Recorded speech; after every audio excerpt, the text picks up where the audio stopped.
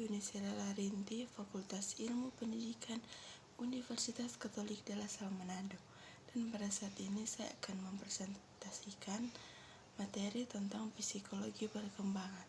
Yang pertama, teori behavioristik, yaitu mementingkan faktor lingkungan, menekankan pada faktor bagian, menekankan pada tingkah laku yang tampak, dengan menggunakan metode objektif, sifatnya mekanis dan mementingkan masa lalu.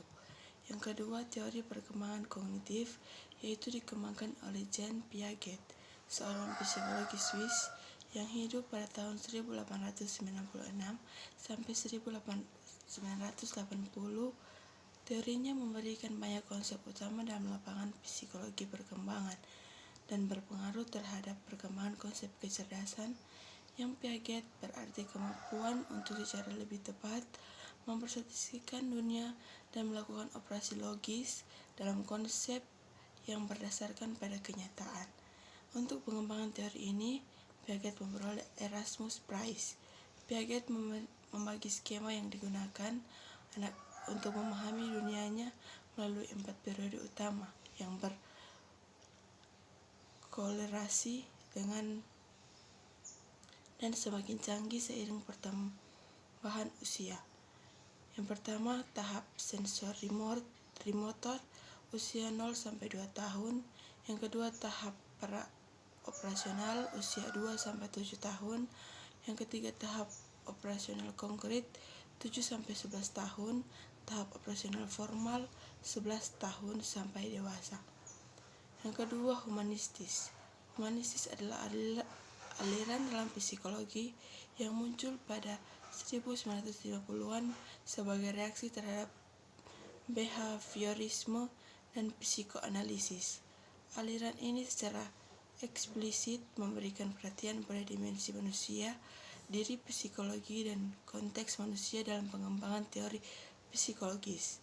Permasalahan ini dirangkum dalam 5 postual psikologi humanistis dari James Bugendal 1964 sebagai berikut.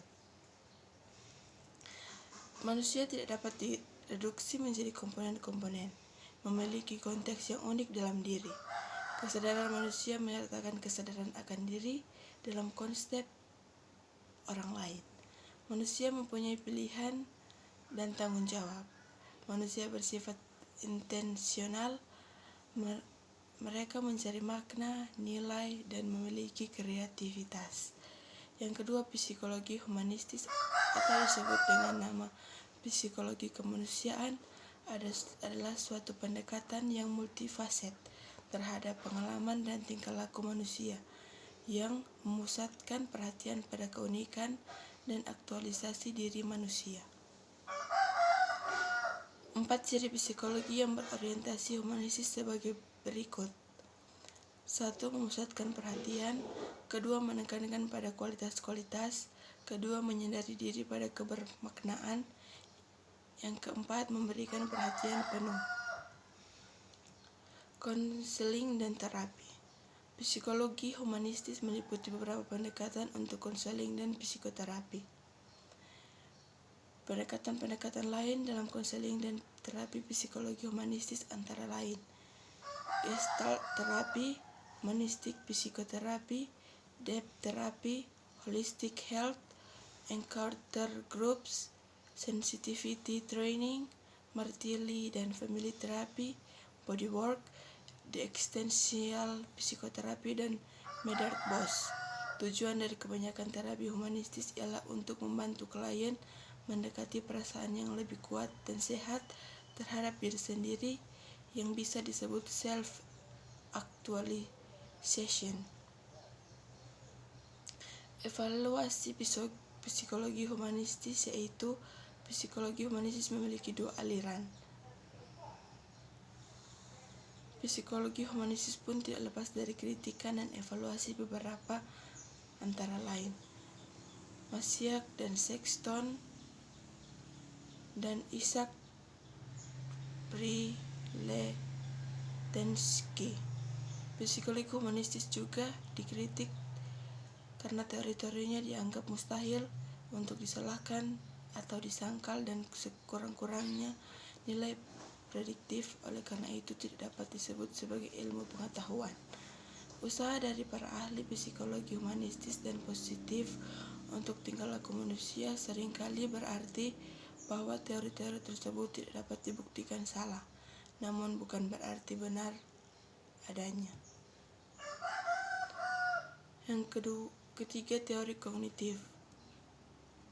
A. Teori belajar Piaget.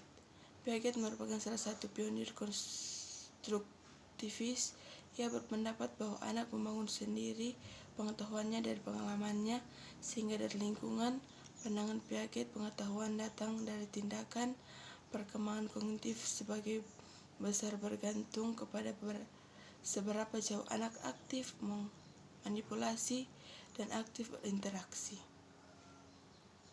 Dalam hal ini, peran guru ialah sebagai fasilitator dan buku sebagai pemberi informasi. Piaget menjabarkan implikasi teori kognitif pada pendidikan, yaitu memusatkan perhatian kepada anak sebagai cara berpikir atau proses mental, tidak sekedar kepada hasilnya, mengutamakan peran siswa dalam berinisiatif sendiri dan keterlibatan aktif dalam kegiatan belajar, memaklumi anak akan adanya perkembangan, mengutamakan peran siswa untuk saling berinteraksi. Teori belajar Vygotsky. Sumbangan teori Vygotsky ialah penekanan pada hakikat pembelajaran sosiokultural. Inti teori Vygotsky ialah menekankan interaksi antara aspek internal dan eksternal. Fungsi kognitif berasal dari interaksi sosial masing-masing individu dalam konsep budaya.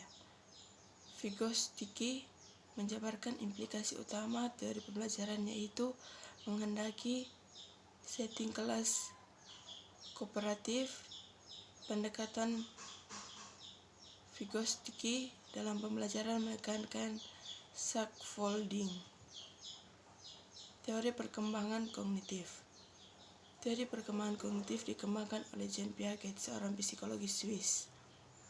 Piaget membagi skema yang digunakan untuk memahami dunianya melalui 4 periode utama yang berkorelasi dengan semakin canggih seiring pertambahan usia.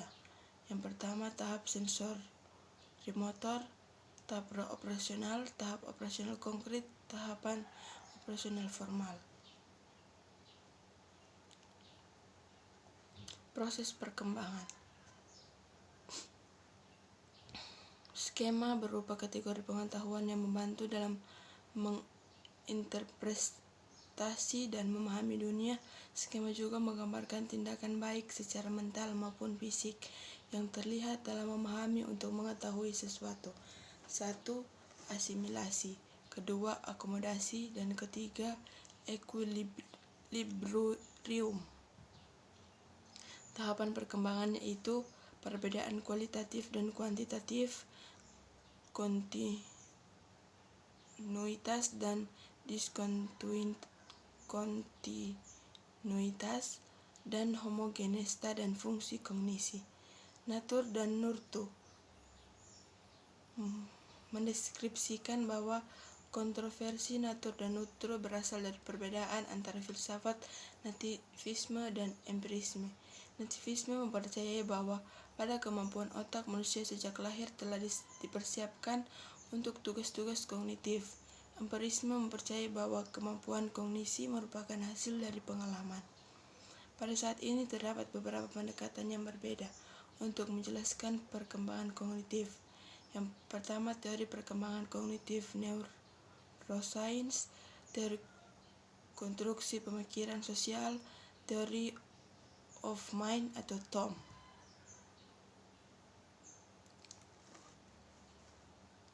Teori perkembangan kognitif neuroscience yaitu kemajuan ilmu neuroscience dan teknologi memungkinkan mengingatkan antara aktivitas otak dan perilaku.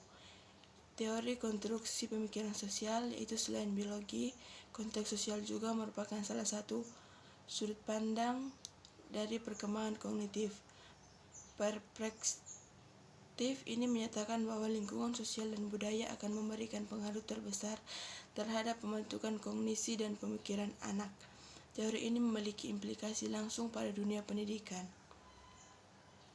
Teori ini menyatakan bahwa anak belajar secara aktif lebih daripada pasif. Teori perkembangan kognitif ini, yaitu Theory of Mind, percaya bahwa anak memiliki teori maupun skema mengenai dunia yang menjadi dasar kognisinya. Demikian dan terima kasih.